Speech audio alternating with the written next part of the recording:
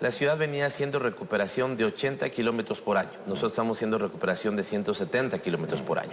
Ahí en vialidad o en movilidad usted tiene un tema como la extensión del metro. La extensión del metro es una gran obra para Quito. Vamos a tu parte. Nosotros, el último año antes de que yo llegue, se invirtieron 480 millones de dólares en Quito. El primer año de mi administración, 730. Fíjese ese salto de 480 millones a 730. Eso significa que estamos haciendo obras en varios puntos de la ciudad. Y las grandes, ¿qué es una gran obra? Yo le diría la recuperación de ahora mismo la vía de la ecovía en todas las 6 de diciembre, desde el norte de la ciudad hasta la Marín, es una gran obra. Pero estamos hablando de una obra actual, estamos hablando de una obra futura al 2034. O sea, en 10 años, en este punto, ¿cuál sería la gran obra que la sociedad y el municipio se comprometerían a hacerlo?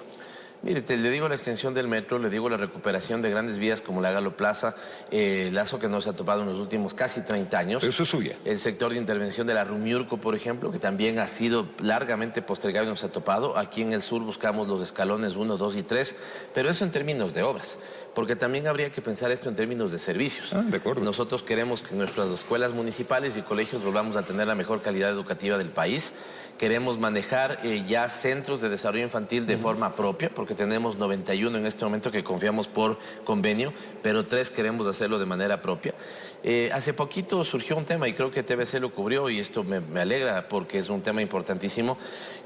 Roberto, que nadie en Quito en los próximos 10 años no tenga bachillerato si tiene la edad para tenerlo, por ejemplo. Esto tiene que ver con el programa que tenemos, Quito Vuelva al Aula, ¿no? Sí, señor. Personas de 45, 50, 60 años, 22, que por alguna circunstancia no pudieron terminar sus estudios de colegio, el bachillerato, lo pueden hacer ahora bajo esa modalidad de un bachillerato acelerado. En 15 meses pueden aprobar 2 años, por ejemplo, el quinto o sexto curso. Entonces, esas también son grandes obras, ¿no? El centro de innovación de la ciudad, la zona franca que esperamos que se desarrolle. Recuerde usted que al lado del aeropuerto tenemos 205 hectáreas y yo he planteado que estas se dividan para que sea una sede, zona económica de desarrollo especial, y al mismo tiempo una zona franca. Entonces estas son grandes obras que le consolidarán a Quito como la locomotora del desarrollo nacional. Esto hasta el 2034. Vamos ahora al proyecto Bandera. Nuevamente el proyecto Bandera es el metro de Quito, la expansión que se va a dar.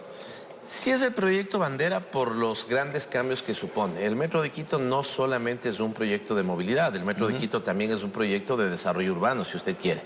Mire, los constructores inmobiliarios me han dado este dato, ¿no?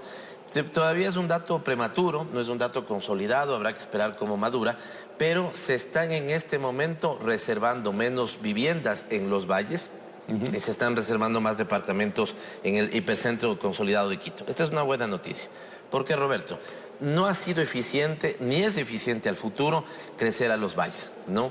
El problema de tráfico, el problema de la eficiencia de dotar servicios. Si el municipio dota servicios, por decirle algo a Puembo, cuesta $1.200, servicios municipales. Si lo hacemos en el centro consolidado de Quito, cuesta $300. Correcto. Entonces, la ciudad debe volver a crecer en altura. Tenemos espacios de crecimiento interesantes para la ciudad como Quitumbe en el caso del sur, el propio regreso de la gente al centro histórico que está quedando cada vez más bonito. Ahí tenemos una intervención que se desarrolla ahora mismo en 12 cuadras del centro histórico. Repoblar la 10 de agosto, que siempre fue un pulmón no solamente comercial. Ya está votado, ¿no? Votado, totalmente, ¿no? Ahora con el Metro de Quito la gente dice, ok, sí, tal vez es más rentable para mí hacer, en vez de 4 casas en los valles, hacer un edificio o recuperar un edificio pequeño en el quiero pararte un segundo, alcalde. Eso me parece lindo, pero ¿cómo lograr que la ciudadanía, y en este caso vamos a hablar del joven, porque el que te va a repoblar es el que está comenzando la vida, tenga las garantías, la seguridad, la no delincuencia, tenga los servicios alrededor? Porque hoy esas zonas uno pasa y le da miedo. Paso a paso y las unas cosas complementándose con las otras, ¿no? El momento que podamos tener más vivienda va a venir más seguridad. Y con más seguridad, es decir, va a ser un círculo virtuoso. Porque hoy, digamos, por ejemplo, yo que trabajaba en la Asamblea Nacional, en el sector de la Murillo, por ejemplo, con 10 de agosto, ya hay un bonito edificio. ¿Sí? ¿No? Y de alguna u otra manera, ha logrado que vuelva a vivir gente. Al volver a vivir la gente, hay más servicios y de alguna u otra manera se desplazan también los fenómenos de delincuencia. Entonces, una cosa tiene que llevar a la otra. Pero un dato que me da el sector inmobiliario, nuevamente, Roberto, creo que es interesante.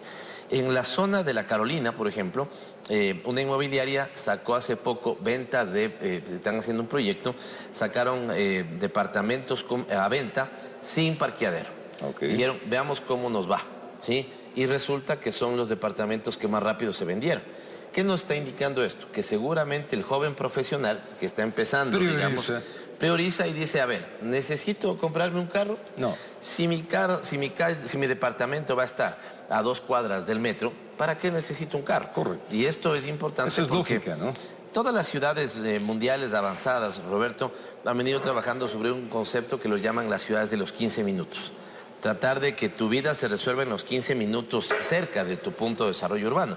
Y creo que esto con el paso se va logrando. Ahora que tienes, por ejemplo, modalidades de teletrabajo, ahora que puedes moverte de manera más inteligente con el metro, ahí el cambio de las sociedades avanza a decir, tal vez voy a usar más transporte público, tal vez me voy a comprar una bicicleta, tal vez voy a conseguir un trabajo, esto siempre será difícil en un contexto como la crisis que vive el Ecuador, más cerca de donde vivo, y tratas de organizar tu vida ahí, porque si no, lo que pasa con el tráfico, por ejemplo, en Quito, una ciudad metropolitana, y en otras, es que te obliga a repensar tu vida cotidiana para que no pases tanto tiempo en el carro, ¿no? 3 horas. Donde estés, 3 2, horas. 3 horas. Los que viven en los valles, de 2 a 3 horas. Bueno, pero por eso se extiende a la feria y a Calderón. ¿Y qué tiempo va a durar esto? Este es un buen punto que señala Roberto, porque esas 2 horas, mira, yo he notado gente, al inicio, sobre todo cuando lo inauguramos, la gente me abrazaba en la calle así, quitándome el aire, me decía, alcalde, he recuperado 1h30 para abrazar a mis hijos. Es harto. ¿no? Porque yo, que vivía, qué sé yo, en Quitumbe y trabajaba por la Plaza de Toros, me tomaba casi 2 horas llegar. Ahora me toma 30 minutos en el metro. Esto es la recuperación de 1h30 para vivir con los... Y eso es valiosísimo. Valiosísimo. Y por lo tanto, ya he pedido que se hagan los estudios definitivos. Siempre tener los estudios va a ser lo mejor, Roberto. Sí, claro. Esto te da el dimensionamiento real de la obra, el dimensionamiento real de su costo y presupuesto y la estructuración financiera. Por lo tanto, hay estudios preliminares, pero ya hemos tomado la decisión de hacer los estudios definitivos de que el metro llegue a La Ofelia en una primera parada y la intención de llegar a Calderón en una segunda parada. ¿Qué tiempo toma? Unos 4 años, incluido estudios. Eso une a rutas y pasajes. ¿Cómo está ese tema? Bien, Roberto, tú conoces bien. Yo creo que TBC es de los que más hace desarrollo de comunidad y por lo tanto han invertido tiempo en entender la ciudad. Correcto. Y espero que coincidamos en que el sistema de transporte de Quito es caótico. ¿Total? Totalmente caótico, ¿no? No hay mejor forma de decirlo. Yo Caótico. recibí una cosa así, tenga esta cosa caótica. La estamos queriendo organizar sobre 4 conceptos. Primero, las troncales metropolitanas, es decir, ecovía, metro y trolebús. Trolebús, llegan 60 trolebuses en el primer trimestre del próximo año. Entonces, modernizar estas vías. Ahora la intervención que estamos haciendo en la ecovía. Luego tenemos las vías, las rutas alimentadoras. Estas te dejan, digamos, toman a los pasajeros en las estaciones de transferencia de las troncales metropolitanas y te despachan a los barrios, ¿no es cierto?, tanto del sur como del norte, surorientales, suroccidentales y lo propio en el norte, ¿no? Las otras son las rutas rurales. Recordemos que nosotros tenemos 33 parroquias rurales. Y la gran innovación, Roberto, serían las rutas transversales que tenemos que inaugurar. En total se han diseñado cerca de 12 y en cambio estas conectan el occidente con el oriente de la ciudad y viceversa. Porque si tú vives, digo, en la zona del, por ejemplo, Hospital Metropolitano y quieres llegar a la Floresta, no tienes esa capacidad, ¿no? Y necesitamos que tanto del oriente como del occidente de la ciudad se bajen a las metropolitanas, a las troncales metropolitanas para alimentar la ecovía, para alimentar el metro, para alimentar el trolebús. Si no hacemos eso, el metro no va a poder llegar, por ejemplo, a los 400,000 pasajeros que quiera hacerlo diario. Es el tope. Que es el tope. Ahora mismo, una buena noticia para la ciudadanía es que estamos 25% arriba de lo que los estudios originales determinaron para este momento. Eso es bueno. Eso es bueno. Eso significa que el metro se ha comportado 25% mejor de lo que se esperaba. Y esto nos obliga a que el metro, todos los metros que se inauguran, su segunda preocupación es cómo crecen.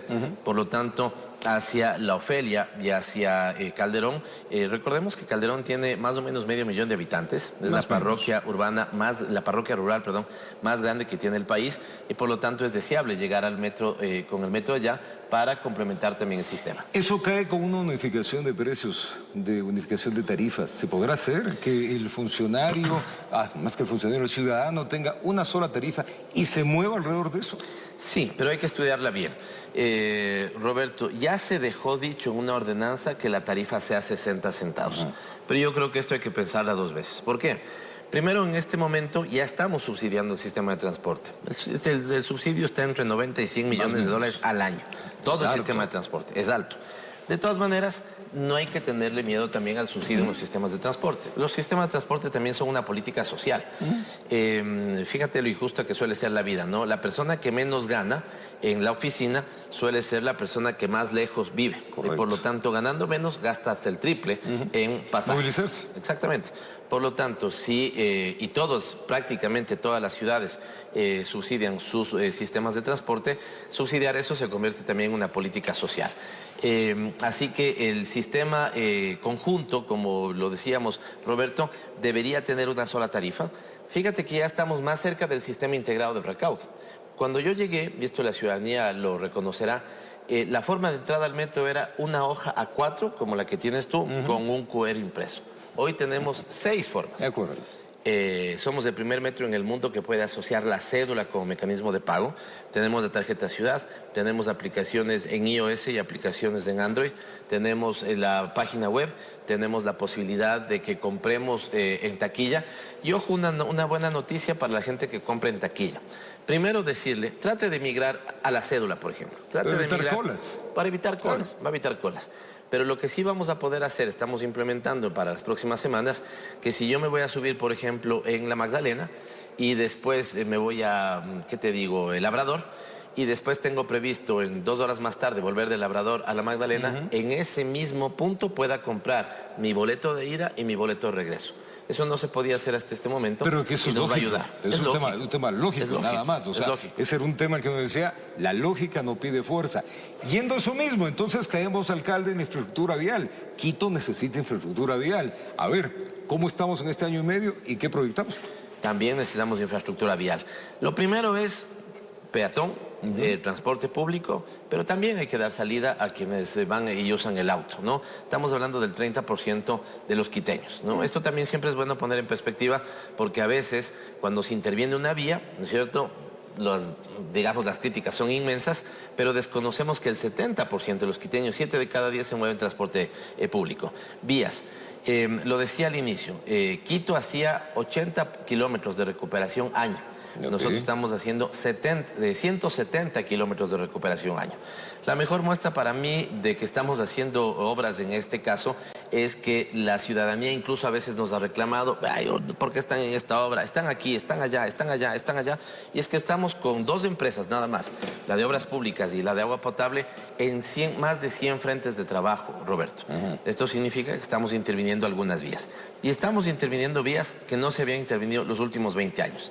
La troncal de la Ecovía, por ejemplo, ¿sí?, desde su parada en el norte hasta el Playón de la Marín, no solamente es una recuperación vial, mejora la calidad de quienes van en el sistema de transporte. No se había decidido topar, y ahora entiendo por qué, seguramente incluso por las partes críticas, la Galo Plaza Lazo. Nosotros estamos bajo el firme, terrible, pero terrible. ¿Cuándo empiezan eso? Empezamos, espero yo, el último trimestre de este año. Los procesos contractuales siempre son complicados. A ver, eso te iba a decir, antes de cerrar, ¿por qué se demora tanto el tema de los procesos contractuales? Por varias razones. Primero, no puedes empezar una obra si no tienes los estudios. De acuerdo. Y yo no recibí... Con estudios. Estudios heredados. Okay, por lo tanto, ahí hay un primer momento para hacer los estudios. Ok, por eso todo se hizo ya con los estudios, finalmente el último trimestre de este año. Exactamente. Okay. Lo otro, Roberto, yo creo que es indispensable que la Asamblea Nacional evalúe bien cómo está funcionando el sistema de contratación y la ley de contratación. Vaya, yo le he dicho, es una traba. Es una traba. Absoluta, una traba. Qué bueno. Vamos a suponer, pasan 2 cosas, pueden pasar 2 cosas. Vamos a suponer que en una obra, cualquiera, recuperación de esta vía, la avenida Maldonado, ¿sí?, lanzas el concurso y se presenta un solo oferente. Y el CERCOP, que es el Servicio de Contratación Pública, te dice, presentándose uno, no avance, repita el proceso. repita, son 6 meses más. No es repita el proceso y son 15 días más. Repita, son 6 veces Qué más. bueno, alcalde, que lo toma en este punto, porque la verdad, eso es lo que está trabando mucho, no solamente a la alcaldía, sino al país.